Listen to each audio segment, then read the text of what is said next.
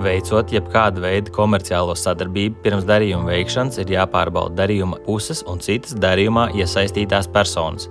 AML Plus sadaļā darījumi ir iespēja ievadīt gan pircēju, gan pārdevēju vai pakalpojumu sniedzēju, kā arī finanšu iestādes, kuras ir plānotas izmantot darījumu veikšanai.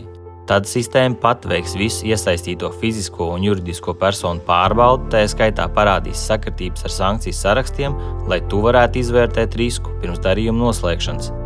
AML Plus darījuma pārbaudes rīks ļauj veikt ne tikai darījumā iesaistīto pušu pārbaudes pret sankciju sarakstiem un noteikt sadarbības risku ar šo klientu, bet arī māk saskatīt aizdomīgu darījumu pazīmes un brīdināt par iespējamiem sankciju ierobežojumu pārkāpumiem.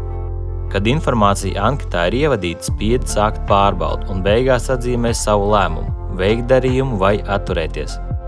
Vēlāk, jebkurā brīdī vari aplūkot darījumu anketu sarakstu un apskatīt vai lejupielādēt vēlamo, kā arī vari būt mierīgs pēc sadarbības noslēgšanas, jo nepieciešamības gadījumā varēsi uzrādīt, ka pirms darījuma uzsākšanas esi veicis visas likumā noteiktās darbības.